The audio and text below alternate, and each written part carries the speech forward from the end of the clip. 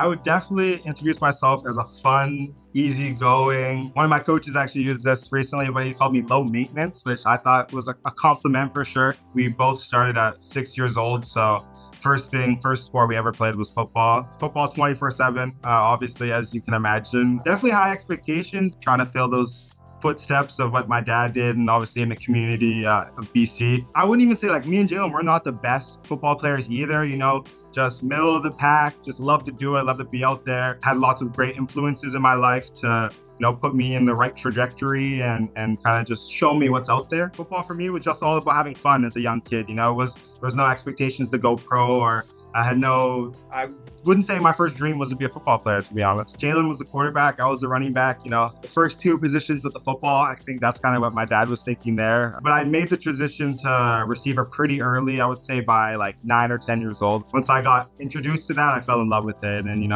I still took some tips from my dad and stuff, but there was a lot of other coaches that had great influence on me too. Grade 10, grade 11, I started getting some more interest from American schools and kind of just, asking me where my head's at, what I'd like to do with my football career. So I'd say seriously consider like going into grade 11 is when I kind of realized I was one of the best in the province too, and could actually have a future in the game of football. A lot of influence to go to UBC, of course, being the hometown team, they have had some great success in those following years or prior years to me going to university. But I took all my visits. I did Carleton, Saskatchewan, Calgary, UBC, Regina actually as well.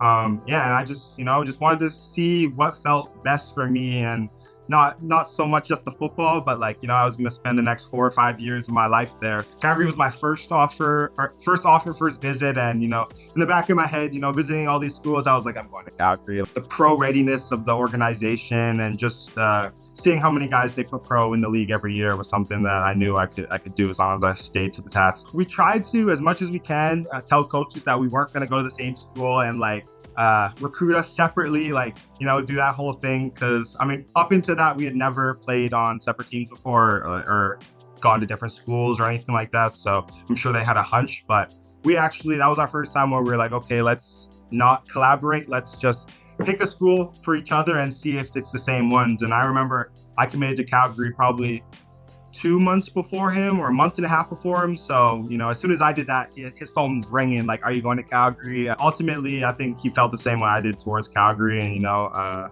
he made the same decision as me, and it benefited him for sure. So open studies to start. And then after 2 years, I ventured into geography. I kind of just always had some kind of interest in, plate tectonics and just the environment and how it came to be. So it was something that struck my interest. I'm still got to finish school, but I'm looking forward to getting that done. I felt like that was my first time I had a small town city vibe where, coming from BC, it's just such a big place. The love for football isn't entirely there within the city, but in Calgary, as soon as you step on campus, there's alumni messaging you.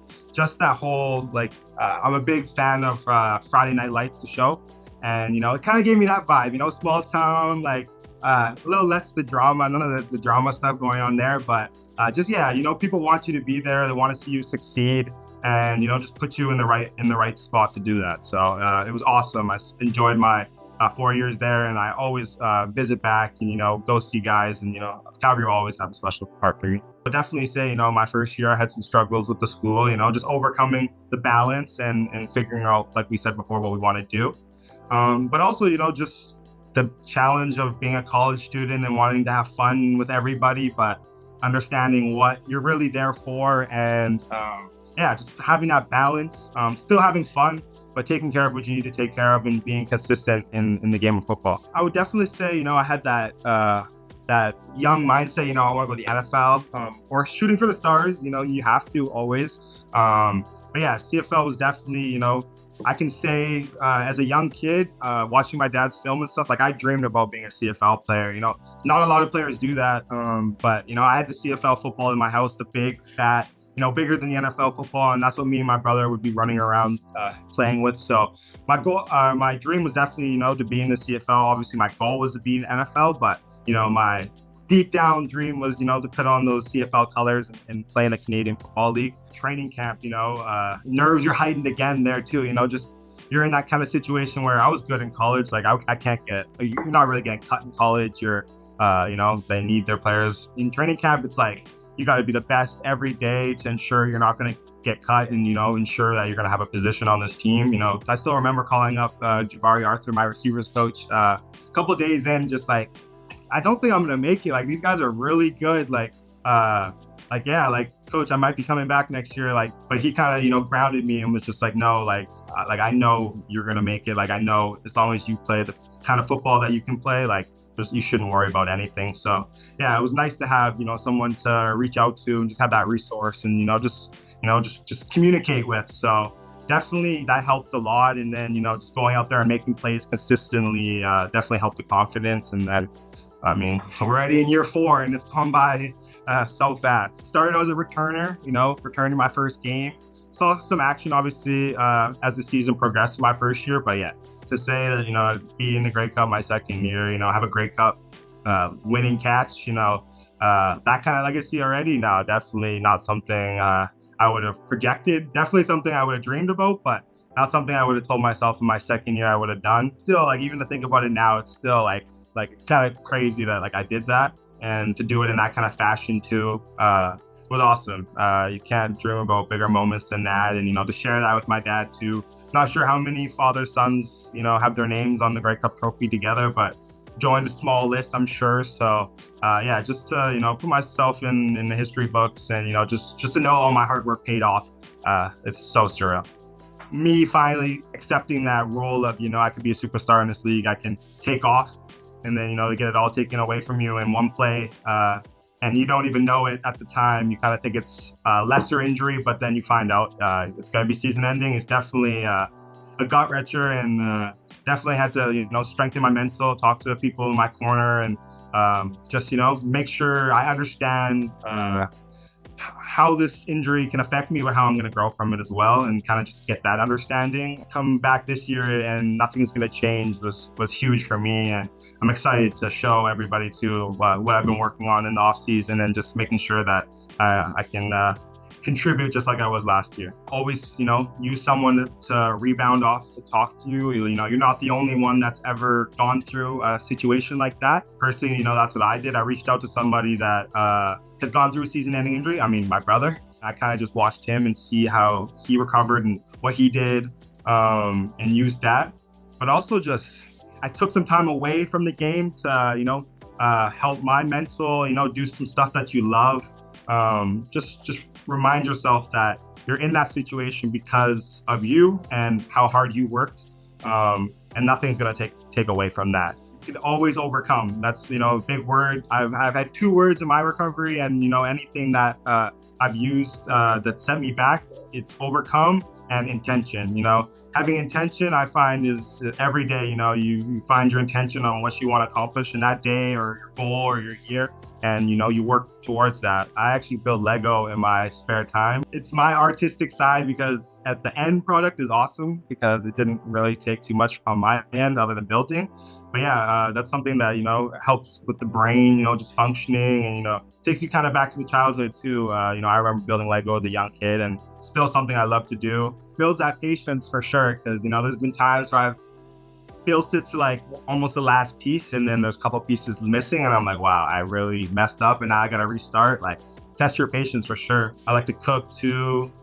Just simple, relaxing, put some music on and stuff that I can do like that. I like to get inspiration by either Googling stuff off the web, or I've done the HelloFresh where they kind of give you the inspiration stuff too. Something I make pretty often that people can make too is I'm a big Korean sticky beef lettuce wraps.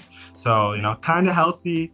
Sometimes if you don't want the lettuce wrap, you can just eat it straight on rice. That's typical athlete protein rice, carbs, the general stuff, steaks, do all that kind of stuff.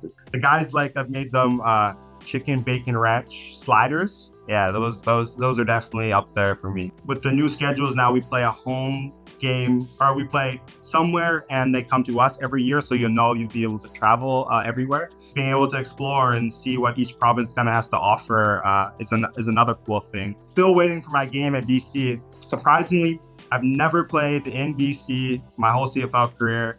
Always either been hurt. Yeah, I guess hurt, or my first year we didn't play that at all. But yeah, still never got to have that game yet. So hopefully we can get that one next year for sure. There used to be a Canadian stigma where they stick Canadian receivers to the wide side of the field, and that's where they hide them for the ratio. But being able to break that stigma, one of the not the first guy, Schaefer, Baker, all those guys that have come up through the U Sports as well, breaking those boundaries, being able to show the up and coming athletes that doesn't matter where you went to college, you can still impact the game. All you got to do is play your football. And, half the time, us Canadians, we've played that Canadian game for so long that it benefits us. Just trying to show the guys that you don't need to go to Alabama, you don't need to go to those big schools. All you got to do is get on the field, work hard, and your goals will come. And you guys are watching this or are having some doubts about playing U Sports and thinking that they can't make it to the next level. Dean Leonard, a teammate of mine, is a prime example of that. He played 2 years in U Sports football, and now he's on the LA Chargers, sorry. And he's been there for the last 3 years. So all goals are attainable, and just got to work for it. But yeah, I think U Sports football is at the top of its game. I think we'll just see that with the draft this year. I kind of help out with the Montreal Alouettes draft stuff, so I get to watch some guys film and stuff. And yeah, those ballers, man, all across the field. I mean, we saw it even just a glimpse with the Canada West with, Regina not having the best regular season, but, pushing the national champs to the brink. So I think it's such a competitive league. I think one of the most competitive leagues of football for sure. There's no drop-offs anywhere. So I'm so excited to keep watching that progress and get stronger. And, maybe we'll see a U Sports team take on an NCAA team one day. That could be really cool.